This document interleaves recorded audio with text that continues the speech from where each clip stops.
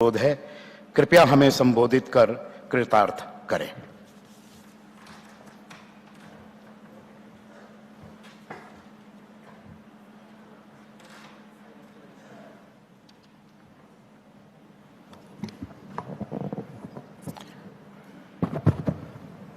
आज के इस छोटे मगर महत्वपूर्ण कार्यक्रम में मेरे साथ उपस्थित कर्नाटक के लोकप्रिय मुख्यमंत्री श्रीमान बसवराज बोम्माई जी, मेरे मित्र और केंद्रीय मंत्री श्रीमान प्रहलाद जोशी जी, गृह मंत्री कर्नाटक सरकार श्री ज्ञानेंद्र जी, कर्नाटक के मंत्री डॉक्टर के सुधाकर जी, महानिर्देशक बीपीआरएनडी श्री बालाजी श्रीवास्तव जी, आईटीबीपी के महानिर्देशक श्री अनीश दयाल सिंह जी और इस कार्यक्रम में उपस्थित केंद्रीय बलों और कर्नाटक पुलिस के सभी अधिकारी, कर्मचारी, मित्रों, आप सभी को मैं आने वाले 2023 के वर्ष की अग्रिम शुभकामनाएं देता हूं।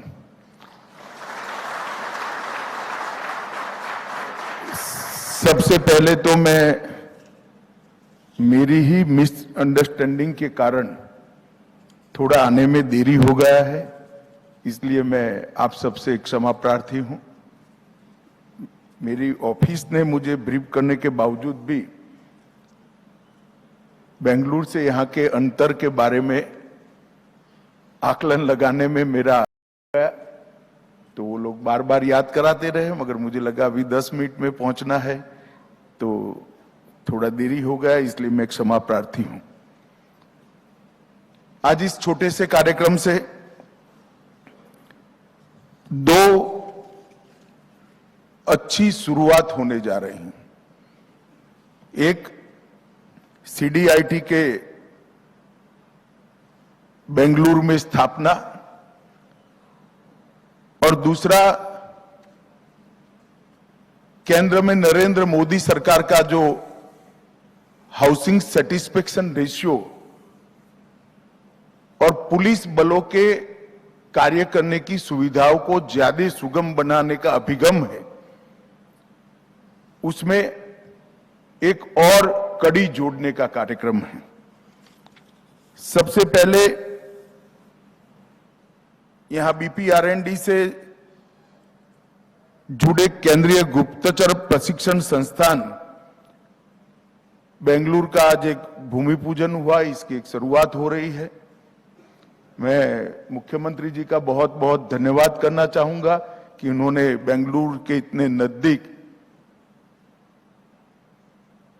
एक प्रशिक्षण केंद्र के लिए जैसी होनी चाहिए इस प्रकार की भूमि देने का काम किया है।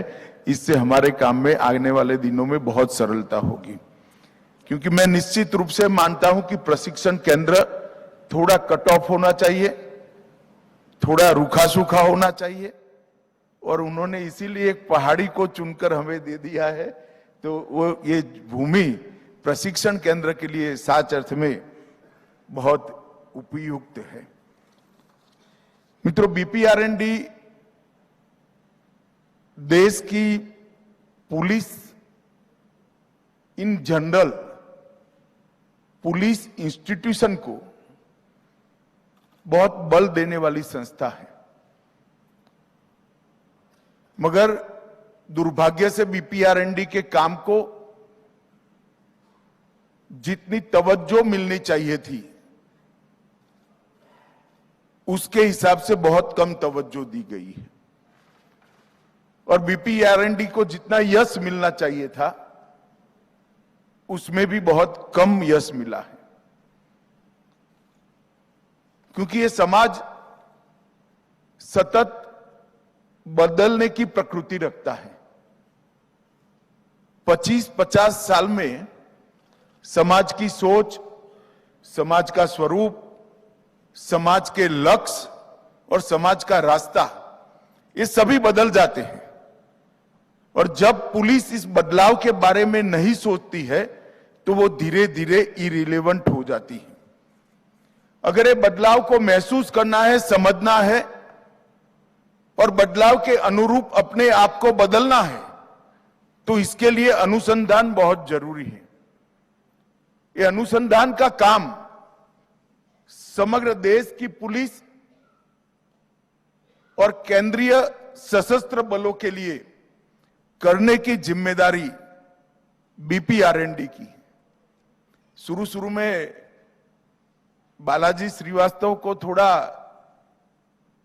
ऑकवर्ड भी लगा था, दुख भी हुआ था कि सीपी दिल्ली से बदलकर उनको डीजी बीपीआरएनडी बनाया, परंतु जब काम को उन्होंने समझा, उन्होंने बड़े मनोयोग के साथ इस काम को गति देने का शुरू किया है और बहुत अच्छे तरीके से इनके नेतृत्व में बीपीआरएनडी का काम चल रहा है मित्रों।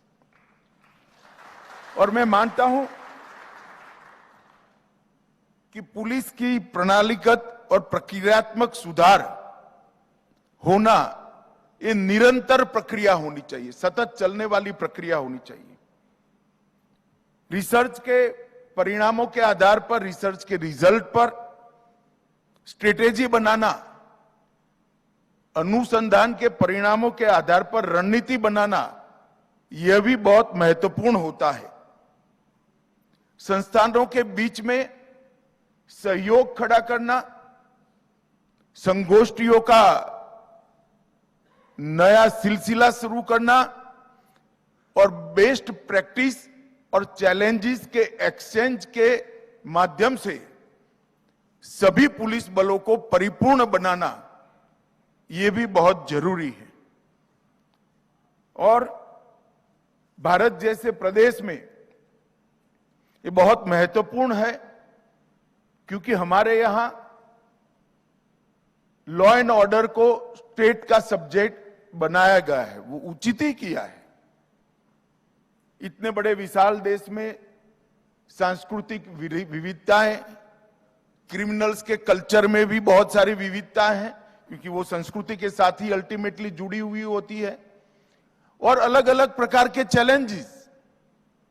इसके बीच में पुलिस को स्टेट का सब्जेक्ट बनाना बहुत उपयुक्त निर्णय है, परंतु कालांतर में कुछ ऐसी चैलेंजेस भी आई हैं जो समग्र देश की पुलिस के सामने, जैसे नारकोटिक्स, जाली नोट, हवाला का कारोबार, उन्माद फैलाने वाले संगठन, टेररिज्म, सभी सरहदी राज्यों में घुसपैठ, सभी दरिया किनारे के राज्यों के अंदर समुद्र से जुड़ी हुई समस्याएं।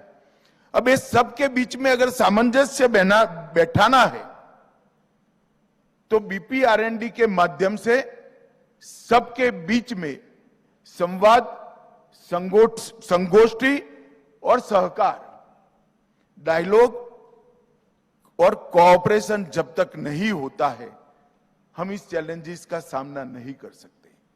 और मैं मानता हूं ये सतत चलने वाली प्रक्रिया होनी चाहिए, इसको सातत्यपूर्ण तरीके से करना चाहिए। और मैं बीपीआरएनडी के डीजी साहब से अनुरोध भी करता हूं कि इसकी गति भी बढ़ानी चाहिए, इसका व्याप भी बढ़ाना चाहिए, क्योंकि जब तक ये नहीं करते हैं समूचे देश के कानून और व्यवस्था को हम चैलेंज उठाने के लिए तैयार नहीं कर सकते। इसके साथ साथ महानगरीय क्षेत्र में आने वाली चुनौतियों पर भी हमने ध्यान केंद्रित करना पड़ेगा। मैं मेरा एक अनुभव बताता हूं। मैं गुजरात राज्य का गृह मंत्री था। हमारे यहां कांस्टेबल्स की रिक्रूटमेंट हो रही थी, तो इसके लिए एक कमेटी के चेयरमैन एडिशनल डीजी को बनाया था। उन्होंने मेरा समय मांगा और आए। उन्होंने कहा, साहब हमारे यहाँ उड़िया, हिंदी भाषी और मराठी लोगों की कांस्टेबल का रिजर्वेशन होना चाहिए। मैंने बोला, भाई ऐसा रिजर्वेशन कैसे हो सकता है? हो अल्लाह हो जाएगा, पॉलिटिकल प्रॉब्लम हो जाएगी। जो परीक्षा दे पास हो उनका सिलेक्शन होगा। उन्हें कहा, नहीं मेरा प्रॉब्लम, अब 4 लाख उड़िया पॉपुलेशन हो गया है सूरत के अंदर, हमें वहीं से ना कोई सूचना प्राप्त होती है, ना वहां क्या चल रहा है मालूम होता है। तो हमें कुछ कांस्टेबल तो चाहिए जो ओडिया पॉपुलेशन से आएंगे, कुछ कांस्टेबल चाहिए 6 लाख के आसपास हिंदी भाषी क्षेत्र से लोग आए हैं, तो पूरा कट ऑफ है। मराठी पॉपुलेशन भी 1.5 लाख के आसपास हो गया। अंततोगता उन्होंने वर्बल एग्जामिनेशन में कुछ रास्ता निकालकर उसी जगह से कांस्टेबल को रिक्रूट किया, परंतु महानगरों की पुलिसिंग आने वाले दिनों में एक चैलेंज बनने वाली है। इस पर भी अगर अभी से रिसर्च हमने नहीं किया, रिसर्च के नतीजों के साथ इसका अभ्यास कर कर हमारी रणनीति को नहीं बदला, तो आने वाले दिनों में महानगरों की सुरक्षा को भी हम अच्छे से नहीं कर पाएंगे। तो सीडीटीआई का ये सेंटर जो है वो सीएपीएफ के साथ साथ आसपास के राज्यों की पुलिस को भी इस सभी उद्देश्यों की परिपूर्ति के लिए मदद करेगा। और मुझे भरोसा है कि सीडीआईटी का जो इतिहास रहा है, लगभग 1956 से ये काम चल रहा है। कलकत्ता, हैदराबाद, उसके बाद गाजियाबाद, राजस्थान, सब जगह पे जो जो सेंटर बने हैं उन्होंने बहुत अच्छा योगदान दिया है। और आने वाले दिनों में भारत सरकार ये सारे सेंटरों के बीच में एक कोऑर्डिनेशन और बीपीआरएनडी के माध्यम से समानता लाने का काम भी करेगी। इसी तरह से सीडीआईटी का ये सेंटर फॉरेंसिक साइंस को भी इसके कर्नाटक के पड़ोस के राज्य लगभग महाराष्ट्र, गोवा, दीव दमन, इस सभी के लिए फॉरेंसिक साइंस के क्षेत्र में भी मदद करने का काम करेगा, नेशनल फॉरेंसिक साइंस यूनिवर्सिटी को साथ में लेकर। मित्रों, भारत के विकास की जो यात्रा है उसमें लॉ एंड ऑर्डर अच्छा होना एक अहम जरूरियात है, और बीपीआरएनडी के तत्वाधान में इसका रिसर्च, इसका अनुसंधान बहुत अच्छे तरीके से हो, ऐसे कुछ बदलाव विगत 3 सालों में हमने किए हैं और अब वो अपने परिणाम भी देने लगे हैं। ढेर सारे उनके चार्टर के अंदर नए क्षेत्र भी जोड़ने का काम भारत सरकार के गृह मंत्रालय ने किया है। चार्टर के अंदर जो नए क्षेत्र जोड़े हैं इस पर भी एक नया वर्टिकल बनाने का काम भी बीपीआरएनडी ने शुरू किया है। मोडस ऑपरेंडी ब्यूरो भी इनके तत्वाधान में चल रहा है। ढेर सारी चीजों को हमने इसके साथ जोड़ने का काम किया है। तो मैंने यहां खुद आने का इसलिए निर्णय किया था कि मैं बीपीआरएनडी के हर काम में गृह मंत्री के नाते सहयोगी बनकर उनको बल देने के पक्षधर हूं। एक ही कारण से आज मैं यहां पर आया हूं। मित्रों, मोदी जी के सरकार बनने के बाद विशेषकर सीमा सुरक्षा का काम करने वाले अपने सभी बलों को उनकी सुविधाएं, उनका स्वास्थ्य, उनके परिवार की सुविधाएं, उनका स्वास्थ्य उच्चतम टेक्नोलॉजी से उनको लैस करना, उनके निवास की सुविधाओं को ज्यादा से ज्यादा बढ़ाना, हाउसिंग सेटिस्फेक्शन रेशियो का एक लक्ष्य तय कर वो लक्ष्य को हर साल में हमने बांटा है और इसके हिसाब से हम आगे बढ़ रहे हैं।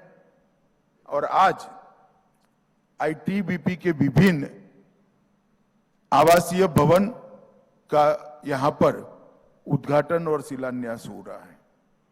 मित्रों, भारतीय जनता पार्टी के सरकार बनने के बाद, मोदी जी के प्रधानमंत्री बनने के बाद, चाहे सीएपीएफ के निवास हो या एडमिनिस्ट्रेटिव ब्लॉक्स हो, इसके लिए या सरहद पर तैनात बैरक्स में रहकर काम करने वाले जवान हो, उनकी सुविधा के लिए हमने बहुत कुछ किया है और आगे बहुत कुछ करना भी चाहते हैं। आज यहां पर आईटीबीपी के आवासीय quarter, administrative block, barracks, staff officer mess, ये सारे आयामों में कुछ न कुछ हम नया जोड़ने जा रहे हैं। मैं बहुत डिटेल बताना नहीं चाहता, परंतु मैं इतना जरूर कहना चाहता हूं, आईटीबीपी सभी सीएपीएफ्स में सबसे दुर्गम क्षेत्र में काम करने वाला हमारा सुरक्षा बल है। हम कल्पना ही नहीं कर सकते कि -42 डिग्री टेम्परेचर के अंदर देश की सीमाओं की सुरक्षा करना कितना दृढ़ मनोबल और उत्कृष्ट देशभक्ति होती है, तभी हो सकता है। और मैं हमेशा सुनिश्चित होता हूं, लेस मात्र भी चिंता नहीं होती है भारत चीन सीमा की, जब हमें मालूम होता है कि मेरे आईटीबीपी का जवान गांव गश्त लगा रहा है या वहां कैंप कर ठहरा है। किसी की मजाल नहीं है कि भारत की 1 इंच जमीन का भी अतिक्रमण वो कर पाए। आईटीबीपी के ने अपने स्थापना काल से विषम भौगोलिक परिस्थितियों में, विषम एटमॉस्फेयर के अंदर और कठिन से कठिन क्षेत्र के अंदर बहुत अच्छा परफॉर्म किया है। इसलिए मैंने ठेठ उत्तर के जितने भी राज्यों का दौरा किया है, चाहे अरुणाचल हो, कश्मीर हो, लद्दाख हो, हर जगह पे आईटीबीपी के जवान को हिमवीर कर भारत की जनता बुलाती है और ये उन्होंने दिया हुआ उपनाम है। और मैं मानता हूं पद्मश्री और पद्म विभूषण से भी ने मेरे आईटीबीपी के सिपाही को दिया है। ये बहुत बड़ी उपलब्धि है, क्योंकि ये सरकारी उपनाम नहीं है, देश की जनता ने दिया हुआ उपनाम है। वामपंथी उग्रवाद के सामने लड़ने में भी आईटीबीपी का बहुत अच्छा रोल रहा है।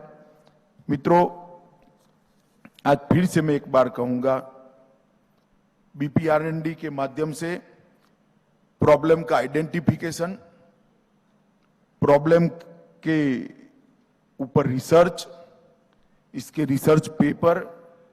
रिसर्च पेपर में आए हुए सुझावों का एनालिसिस, वो एनालिसिस के आधार पर नीति परिवर्तन कर नीति का क्रियान्वयन और इसका रिव्यू, ये पूरी चेन को हम समाप्त करने की दिशा में हैं। हमें इससे बहुत बड़ा फायदा मिलने वाला है और ये सेंटर वो उद्देश्य की परिपूर्ति के लिए बहुत काम करेगा। मोदी सरकार ने सीएपीएफ्स के लिए ई आवास पोर्टल बनाया है। सिर्फ ई आवास पोर्टल के कारण ही लगभग 9% जितनी हाउसिंग सेटिस्फेक्शन रेशियो में बढ़ोतरी हुई है। और इन 8 वर्षों में 31,000 आवासों का निर्माण किया है।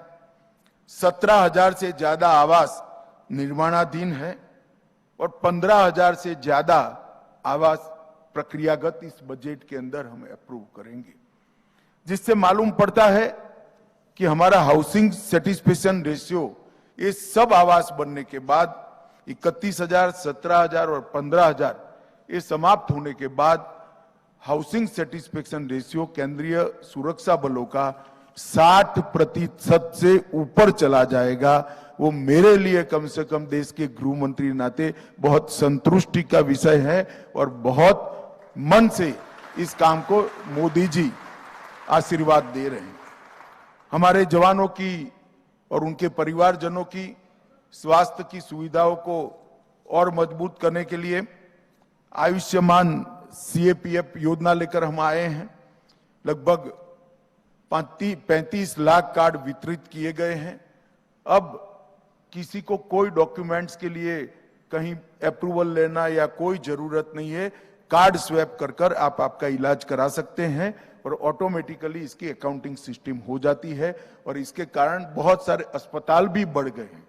पहले सिर्फ सीएपीएफ के अस्पताल में आप जाते थे, अब ढेर सारे अस्पताल इसके साथ जुड़ने के कारण लगभग 1 साल के कम अंतराल में 20 करोड़ से ज्यादा जिसका मूल्य है, इतनी स्वास्थ्य सेवाएं सीएपीएफ के जवान और उनके परिवारजनों ने प्राप्त की है।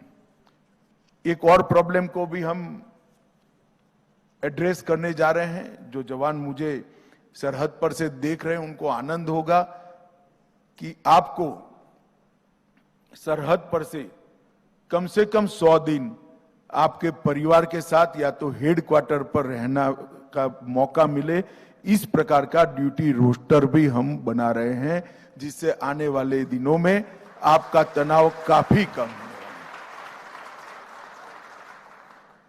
ये बहुत कठिन काम है, मुझे मालूम है, मगर मैं मानता हूं कि मानवीय दृष्टिकोण के हिसाब से देखें तो ये करना बहुत जरूरी है।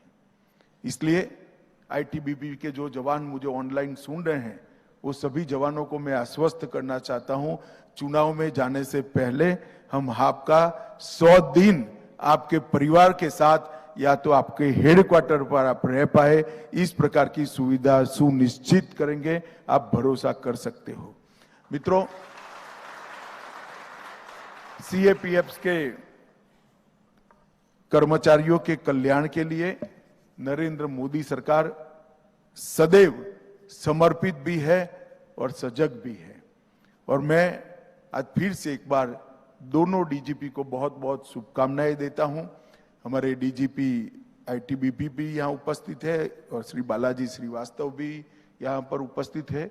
ये दोनों छोटी मगर बहुत अहम शुरुआतों से हमारे काम के अंदर सुनिश्चित रूप से सुधार आएगा, ऐसा मुझे विश्वास है। फिर से एक बार लेट होने के लिए क्षमा प्रार्थना कर मेरी बात को समाप्त करता हूं। वंदे मातरम।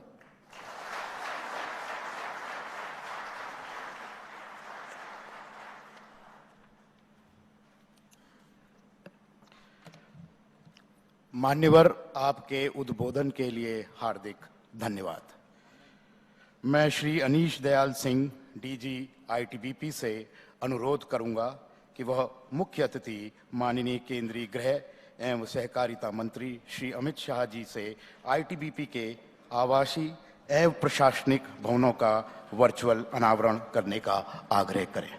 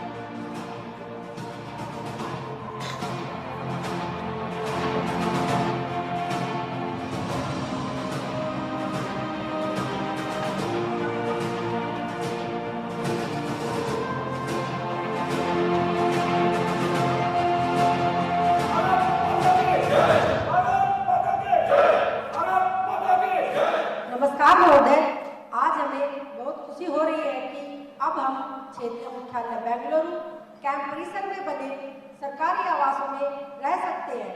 महोदय, यहाँ पर बिजली और पानी की बहुत अच्छी सुविधा की गई है, साथ ही साथ मेडिकल की भी बहुत अच्छी व्यवस्था की गई है। अब हम यहाँ पर अपने परिवार के साथ निश्चिंत होकर सुरक्षित रह सकते हैं। महोदय, मैं यहाँ उपस्थित सभी परिवारजनों की तरफ से आपकी बहुत बहुत आभारी हूँ। धन्यवाद महोदय। ಜೈ ಶ್ರೀಮಾನ್ ಮಾನನೀಯ ಗೃಹ ಮಂತ್ರಿಜಿಯವರು ನಮ್ಮ ಪ್ರಾದೇಶಿಕ ಪ್ರಧಾನ ಕಚೇರಿ ಬೆಂಗಳೂರು ಹೊಸ ಕಟ್ಟಡಗಳನ್ನು ನಿರ್ಮಿಸಿದರು. ಆದ ಕಾರಣ ನಮ್ಮ ಎಲ್ಲ ಪರಿವಾರದೊಂದಿಗೆ ಸರಳ ಸುಖಕರ ಜೀವನವನ್ನು ನಡೆಸಲು ಒಳ್ಳೆಯ ಅವಕಾಶವಾಯಿತು. ಆದ್ದರಿಂದ ನಾವು ನಮ್ಮ ಎಲ್ಲ ಪದಾಧಿಕಾರಿಗಳ ವತಿಯಿಂದ ಹಾಗೂ ಪದಾಧಿಕಾರಿಗಳ ಪರಿವಾರದ ವತಿಯಿಂದ ಮಾನನೀಯ ಗೃಹ ಮಂತ್ರಿಜಿ ಅವರಿಗೆ ಹಾಗೂ ನಮ್ಮ ಮೇಲ್ದರ್ಜೆಯ ಅಧಿಕಾರಿಗಳಿಗೆ ಹೃತ್ಪೂರ್ವಕ ಕೃತಜ್ಞತೆಗಳನ್ನು ವ್ಯಕ್ತಪಡಿಸುತ್ತೇನೆ. ಜೈ ಶ್ರೀಮಾನ್.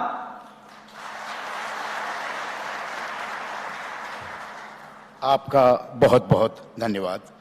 अब मैं अनुरोध करूंगा डीजी बीपीआरएनडी एवं डीजी आईटीबीपी से कि वे मुख्य अतिथि माननीय केंद्रीय गृह एवं सहकारिता मंत्री श्री अमित शाह जी को स्मृति चिन्ह भेंट करें।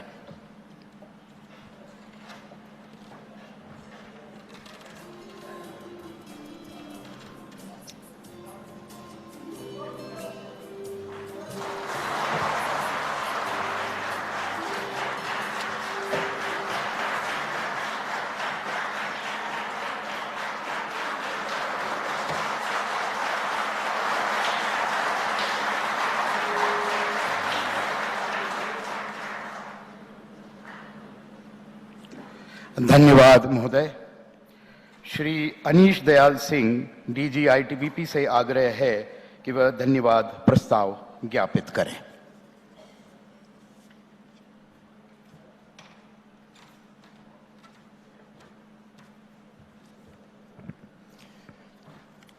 माननीय श्री अमित शाह जी, केंद्रीय गृह एवं सहकारिता मंत्री श्री प्रहलाद जोशी जी, माननीय केंद्रीय कोयला एवं खान और संसदीय कार्य मंत्री, कर्नाटक के मुख्यमंत्री श्री बसवराज बोम्मई जी, श्री अरागा ज्ञानेंद्र जी, माननीय गृह मंत्री कर्नाटक, डॉक्टर के सुधाकर, माननीय health and family welfare and medical education minister Karnataka, Shri Praveen Sood ji, DGP Karnataka, Shri Balaji Srivastava, DG BPRND, friends from the media, अतिथिगण, मैं माननीय श्री अमित शाह जी, केंद्रीय गृह एवं सहकारिता मंत्री का हार्दिक धन्यवाद करता हूं कि आपने आज आईटीबीपी के भवनों के वर्चुअल उद्घाटन के हमारे अनुरोध को स्वीकार करके हमारा मनोबल बढ़ाया है। और सर, जो आपने हमारे जवानों के मनोबल को बढ़ाने के लिए जो आपने शब्द इस्तेमाल किए, उससे मैं सर एक विश्वास के साथ कह सकता हूं कि सर दूर दराज जितने लोग हमारे मौजूद हैं उनका मनोबल वाकई में बहुत बढ़ा होगा।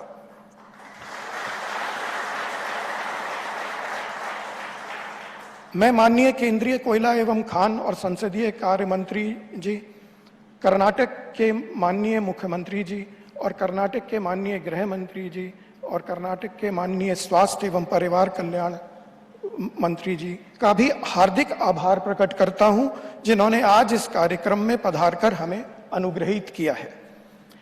महोदय, जैसा आपने देखा होगा, सर्वप्रथम आपके संज्ञान में मैं लाना चाहूंगा कि इस कार्यक्रम का सीधा प्रसारण बाईसाख गांधीनगर गुजरात की टेक्नोलॉजी को इस्तेमाल करके से टेलीकास्ट किया गया और वंदे गुजरात टीवी नेटवर्क के चैनल 4 के माध्यम से ये पूरा प्रसारण पूरे देश में हो रहा है सर, जिससे हमारे जवान और उनके फैमिली मेंबर्स अभी सीधे जुड़े हुए हैं।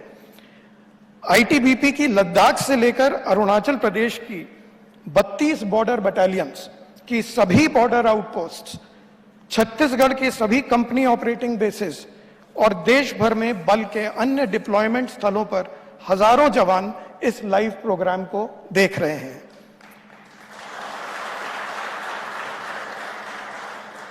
महोदय, आज बीपीआरएनडी के सीडीटीआई बेंगलुरु के शिलान्यास के साथ आईटीबीपी के सेक्टर हेडक्वार्टर बेंगलुरु के ऑफिस रेजिडेंशियल बिल्डिंग्स का इनॉग्रेशन हुआ है, जिसकी यूनिट्स महोदय, इस सेक्टर की यूनिट्स जो है वो छत्तीसगढ़ में राजनांदगांव, कोंडागांव और नारायणपुर में एंटी नक्सल ऑपरेशंस के लिए डिप्लॉयड है।